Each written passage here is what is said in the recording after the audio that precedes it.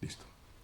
Bien, de nuevo en esta conversación tan interesante que tenemos aquí con el reverendo Héctor Vidales sobre el tema de las diferencias o las concordancias entre la salvación por fe y la salvación por gracia. Un tema bien apasionante que estuvimos tratando en la sesión anterior y que vamos a continuar en este momento. ¿En qué íbamos entonces, reverendo Héctor? Muy bien. Podemos decir que es una controversia, de cierta manera, porque sabes que de definirlo correctamente nos da una mejor posición ante Dios. Porque de otra manera, si tú lees la primera parte que leímos del capítulo 3 de los Romanos, ¿verdad que te eliminaría en cierta manera? Porque te diría, hey, te estoy diciendo que no eres capaz ni de tener fe. Entonces, ¿cómo puedo tener fe que me salve? Entonces dice Dios, no es que no depende de ti, pero que hay que tener, ahora si entonces, no depende de mí, entonces hay buenas nuevas. Por eso es que tiene que haber buenas nuevas, de que no depende de ti. ¿Por qué? Porque si te fijas en el usufructo del segundo árbol, ¿te acuerdas cómo dice? El árbol de la ciencia, del conocimiento, del bien y el mal. Ese es lo que nos ha traído todo lo propio que se puede imaginar. De nosotros ejercer esa balanza en lugar de que la ejerza Dios. Es decir, justicia activa contra haber permanecido en la justicia pasiva o en una gracia pasiva en lugar de una justicia activa. ¿Por qué? Porque nada menos lo que simbolizaba el árbol de la vida, ¿qué tipo de justicia o de gracia es? Pasiva. No había más que comer de ese árbol y no es todo. Pero el hombre quiso participar en la balanza entre el bien y el mal. Entonces dijo, no, vas a tener problemas. Entonces nos lleva a una enseñanza de que no es por el libre albedrío del hombre, sino por el de Dios. No, y le digo una cosa que es que, bueno, en algunos momentos cuando la fe se ve un poquito así como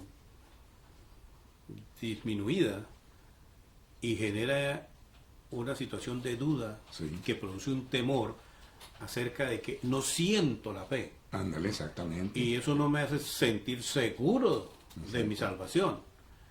Y entonces es en donde esa sensación de vacío, esa sensación de que no tengo una fe plena, una fe total, Sí. de que decimos que la fe viene por la lectura de la palabra y la lectura y la leo y me siento igual. Entonces el asunto de fe no es cuestión de lo que yo sienta, Es muy buen ni de punto. lo que yo soy, ni realmente lo que yo vivo, sino es un asunto de Dios. De Dios, lo que también está dicho en el Exacto. capítulo 3 de Romanos. Eso me relaja, me descansa, me da un reposo cuando yo sé que no es asunto mío, es asunto de Dios. Te voy a hacer una pregunta otra vez. Si tú digo, ¿eres capaz de salvarte? Me dijeras, ya me dijiste. No. No. Entonces te digo yo, pero mira, lo hizo Dios mediante la redención que Cristo efectuó y lo efectuó en la cruz, y entonces efectuó una redención completa por ti. Entonces te diría yo, ¿te sientes más seguro así? Claro. Sí, ¿verdad? Entonces dirías tú, entonces, ¿cómo verías a Dios de una de las formas y cómo le verías en la segunda forma? Una, tú ya no me lo dijiste ahorita, te sientes como inseguro. Que si depende de mi fe. Porque si depende de tu fe, entonces yo te diría, hay buenas nuevas. Eres libre de ese oprobio, de lo que dice tu perfil, del capítulo 1, 2 y 3 de Romanos, por ejemplo. Y Efesios también, capítulo 1, 2, al principio lo vuelve a repetir. No somos ni capaces de tener fe entonces. Pero sabes que hay una transición muy bonita. Aquí lo dice. Dice que esa justicia de Dios llega por el conocimiento de un don, de la fe en Jesucristo, o sea, de lo que Él hizo. Entonces, porque por su gracia somos justificados, versículo 24, mediante la redención que Cristo Jesús efectuó. Entonces, ¿verdad que habría buenas nuevas para ti? Desde luego. O para mí. Es un hecho. Porque es un hecho. Ahora yo te dijera, ¿eres perdido? Me contestarías, ¿cómo me contestarías? ¿Estás perdido entonces, te digo? Si ya la salvación por gracia ha obrado en mí, obviamente no. No estoy perdido. Pero si fuera asunto mío, claro que sí. ¿Sabes qué hiciste? Ejerciste el don de tu fe. Así es. Eso es lo que quiere decir aquí. ¿Sí me expliqué? Sí. Pero ahora, vámonos a ir a Romanos capítulo 5, por favor. Capítulo 5. Ahí adelantito.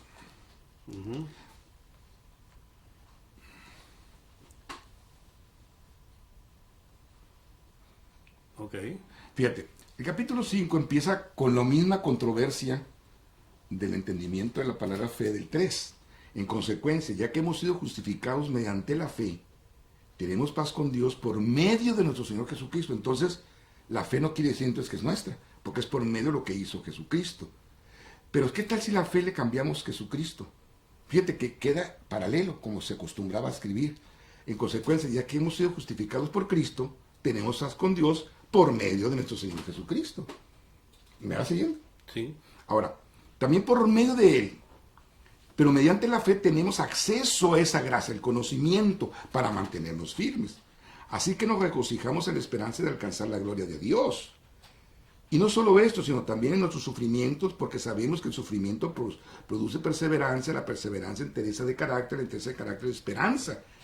Pero esta esperanza no nos defrauda, porque Dios ha derramado su amor en nuestro corazón por el Espíritu Santo que dice ahí. Que nos que ha dado. Eso es muy bueno que lo tengamos ahí presente. Pero hoy escucha el 6. Ahí está la respuesta otra vez.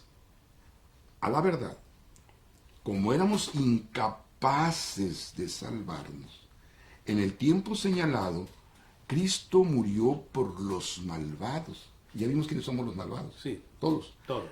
Definitivamente habrá quien muera por un justo, aunque tal vez haya quien se atreva a morir por una persona buena. Pero Dios demuestra su amor para con nosotros en esto, en que cuando todavía éramos pecadores, Cristo murió por nosotros. ¿No dices wow? Fantástico. Sí. Ahora, te voy a hacer otra pregunta otra vez. Te lo voy a hacer de una manera figurada. Yo así se los hago a mis discípulos. Les digo, ¿por cuál te interesa ser salvo? ¿Por Juan 3:16 o por Juan capítulo 6 y 8? 5, 6 y 8. Pues definitivamente capítulos 5, 6 y 8. ¿Por qué? Porque como soy incapaz, ¿Ya? entonces Él murió por mí. Y demuestra su amor en que lo hizo. Esa es fe. Ahí está el verdadero significado de la fe. Sí, ahora sí me va Sí, siguiendo. sí. Nosotros la malentendí. Por eso es que si yo a fe le pongo Cristo, te vas a dar cuenta que queda perfectamente. Porque nos lleva al Evangelio. Que el Evangelio que Cristo hizo. Entonces, Evangelio es Cristo. Entonces, si es lo que hizo, entonces, para que todo aquel que tenga a Cristo, pues no se pierda, tenga vida eterna. Pues sí, ¿verdad? Fácil. Ya, fácil. ¿Ya? Entonces, ¿por qué? Porque entras, dejas la voz activa y entras a la voz pasiva, o sea, entras a través de lo que Cristo hizo, que es lo que ha querido siempre hacer Dios. Bien, fíjate que te voy a tener que mover un poquito esto, ¿eh? Te voy a tener que llevar a Hebreos. Pero no importa que lo vayamos a ver, lo pueden ver en su casa. En Hebreos se va llevando un paralelismo. Todo Hebreos va llevando dos sentidos. Sí, así como en Juan, siempre van persistiendo dos posiciones. En Hebreos también. Lo que le está diciendo en la historia, en el arraigo del conocimiento del pacto inicial judío, el pacto mosaico, y el otro es hablándoles del nuevo pacto. Eso va continuamente. En Hebreos 11, no sé si te acordarás, le llamamos la galería de la fe. Por la fe, Abraham, etcétera, etcétera. Pero sabes que al finalizar el capítulo 11, va juntándolas y ya no los lleva tan paralelos. Ahora comienza a hacer la unión de las dos posiciones. A ti, judío, está escrito, acuérdate, para los hebreos, te lo digo ahora en el sentido del nuevo pacto con Cristo, porque es lo que está hablando el ministerio de Cristo, Hebreos. Entonces dice, tenemos algo mejor. A ver, si vas a capítulo 11, en el versículo 1 y 2 te da la definición aparentemente de la fe para ese entonces. Para lo que no ves. Pones tu confianza en lo que no ves. Sí, pero al final del 11 te está diciendo, pero nosotros tenemos algo mejor que la galería de la fe. Muchos dicen, no, la galería de la fe es número uno. No. Tenemos algo mejor. Puestos los ojos en Jesús, autor y consumador de la fe.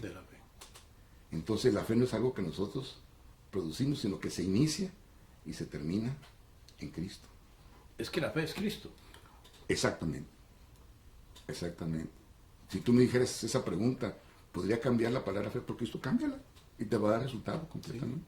Sí. Porque cambiarías de un aparente entendimiento activo a un entendimiento pasivo. O sea, cambiarías de ¿Qué voy a hacer? ¿Por qué hizo Dios?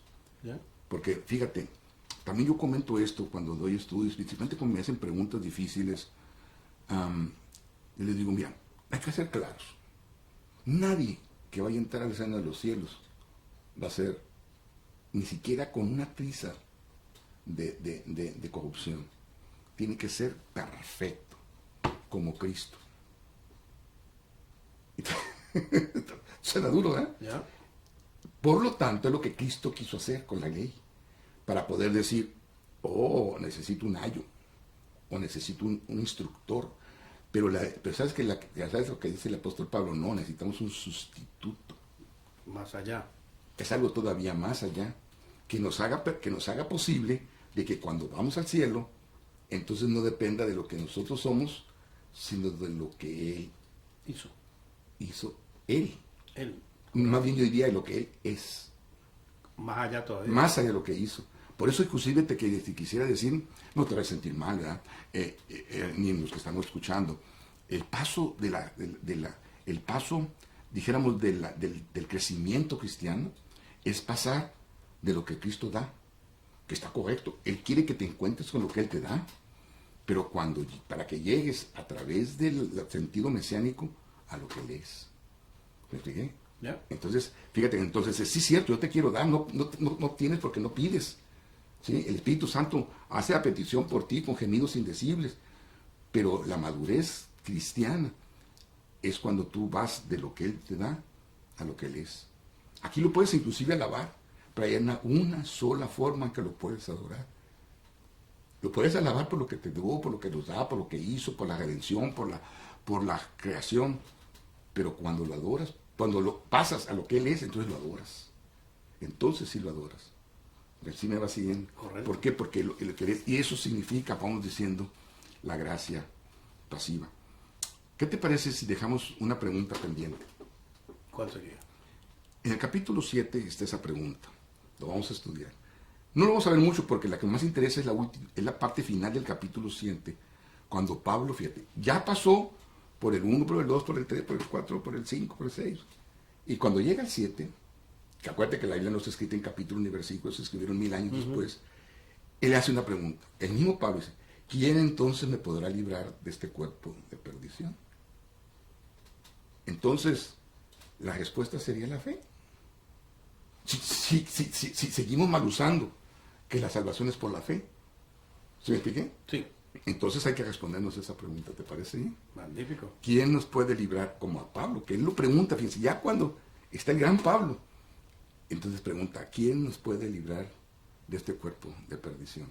Interesante pregunta, interesante respuesta. La veremos en la próxima. En el próximo capítulo. Okay. Bien, quédense con nosotros, estar aquí la próxima vez. Nos dio mucho gusto estar, Pastor Mogollón, cómo nos gusta que estés aquí y que nos hagas esas preguntas difíciles. ¿Okay? Aleluya. Nuestro Dios y nuestro Padre, muchas gracias por tu participación, por tu amor. Síguenos bendiciendo para traer conocimiento y para traer, Señor, sobre todo de tu amor, que nos lleva a vivir la plenitud tuya. Muchas gracias por todos los asistentes, por el pastor Domingo, que está aquí atrás de cámaras, por todo el Ministerio de Buenas Noticias, de Ora Conmigo, del pastor Mogollón, de la universidad, Señor, y nuestras familias. Gracias en el nombre de Jesús. Amén. Amén. Aleluya.